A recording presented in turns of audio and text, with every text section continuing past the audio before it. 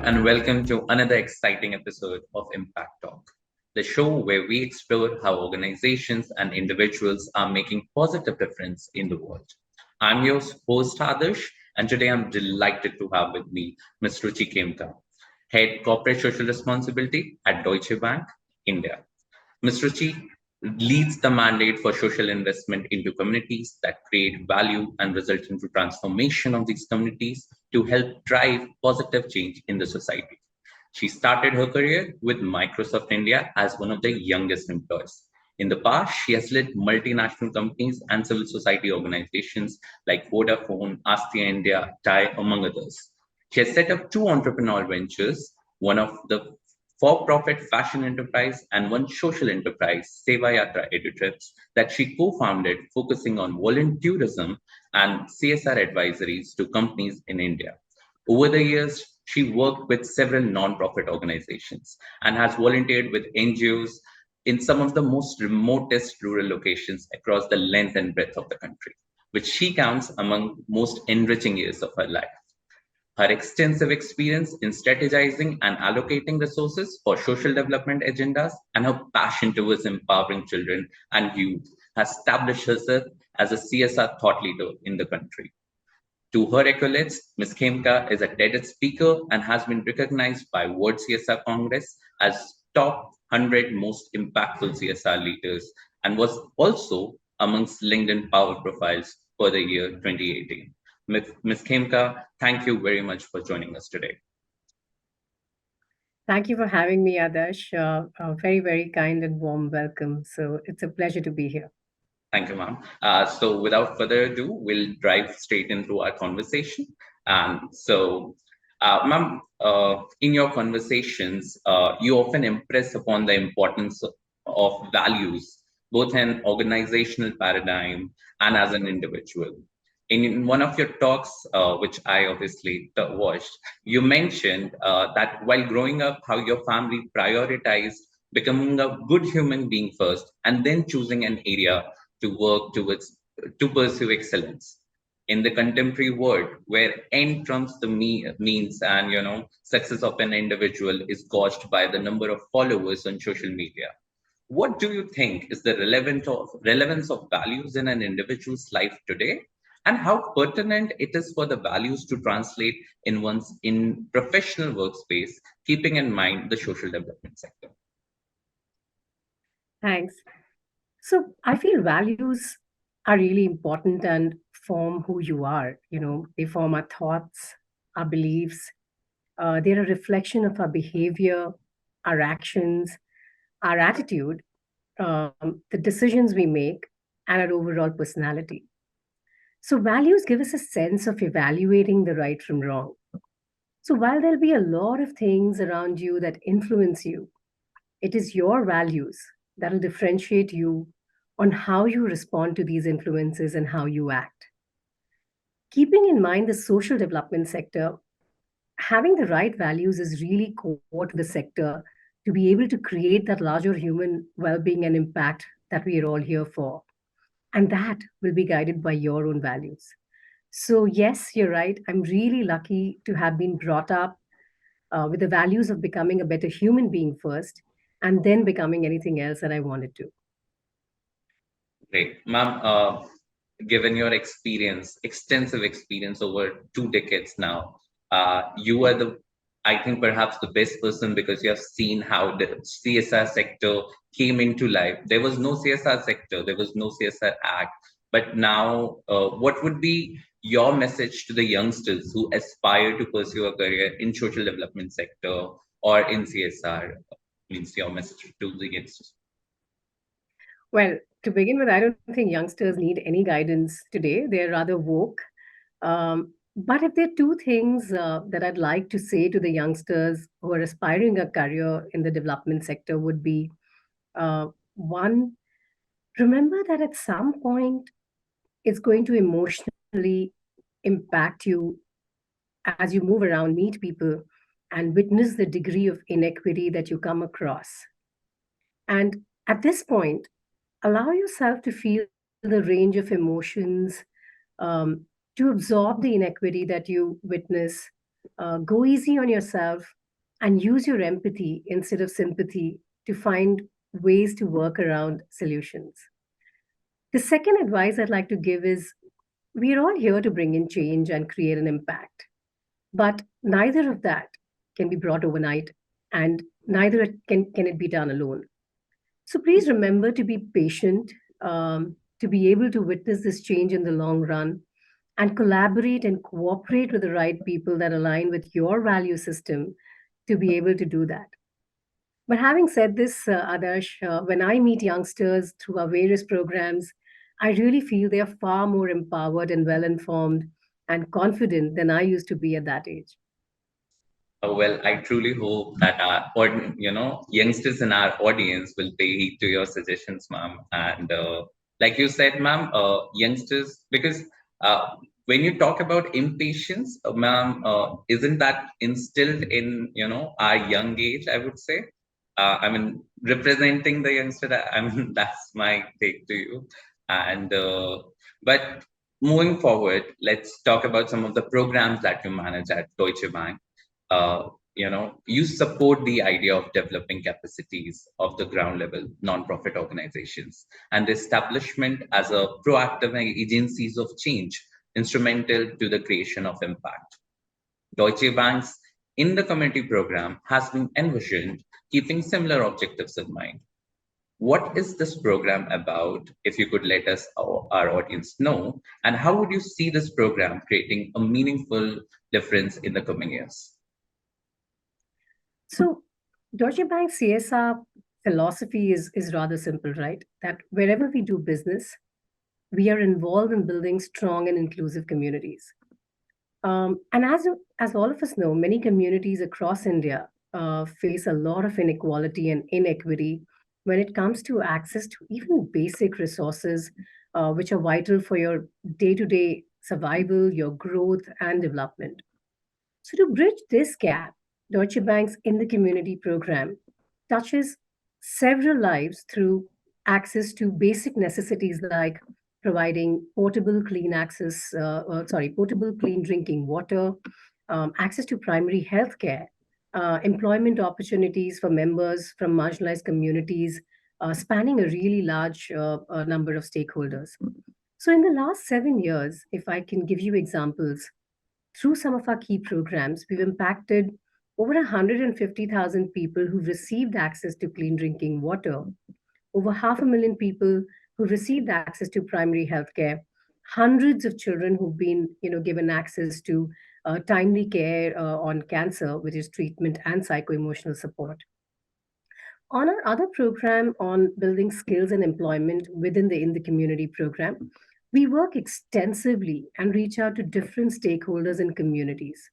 What we do here is we work with different stakeholders, like we work with the youth on vocational training and ensuring that they get the right jobs, many of whom are actually first time earners in their families. We work very closely with women on setting up meaningful businesses or setting up cooperatives, thereby actually empowering them to be equal, to have equal opportunities.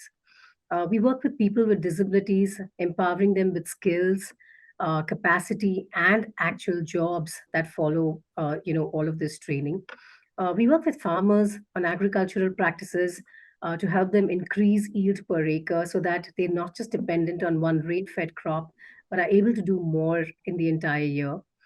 And we work with people from different genders for whom, in fact, we just instituted Mumbai's first salon to be run by the transgender community. So for us, the In the Community program is really more inclusive, diverse in the way we look at the inequities on the ground and respond to them with solutions that actually work and make these programs sustainable over a long run. I hope that answers your question.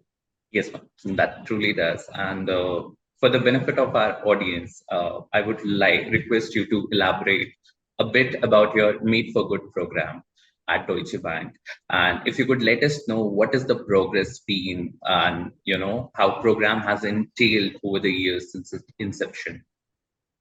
Right.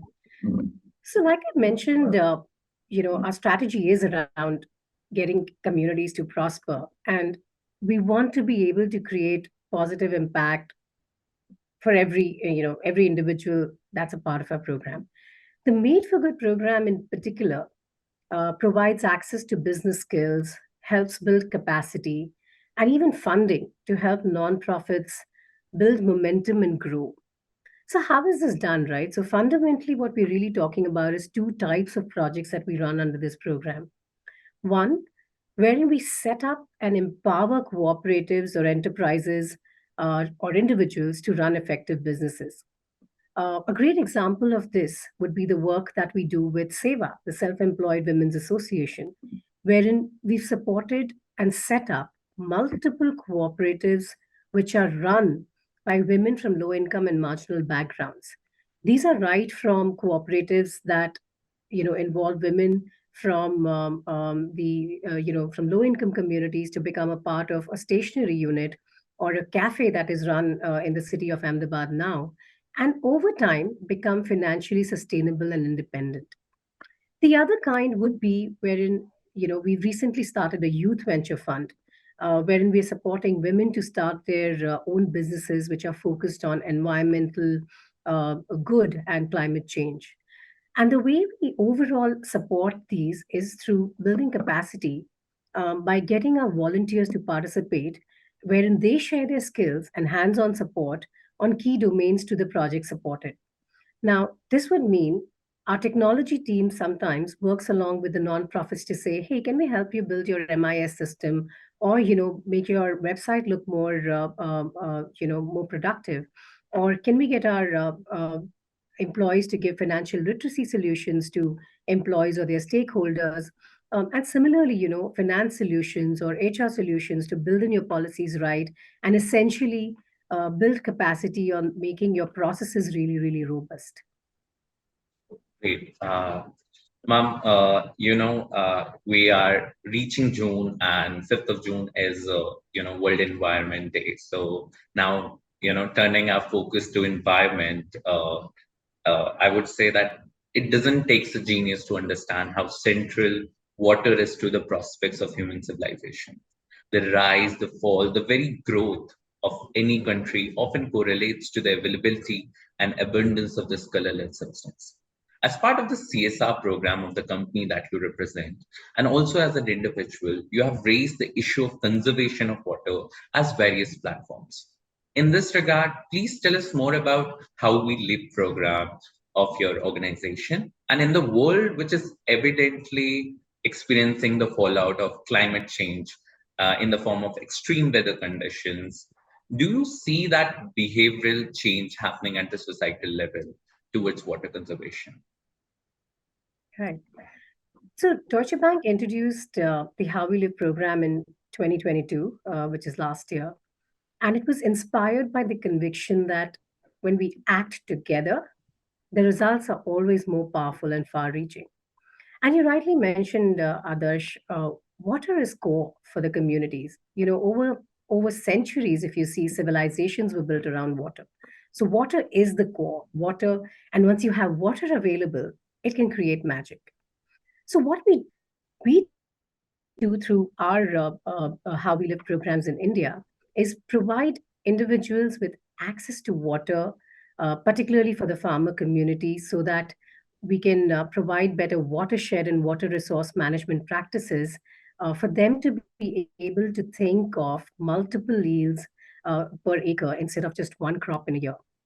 On the same program, we also work on solar power for communities, which is not just useful towards emergency lighting, but also helps reduce the CO2 emissions and in the environment.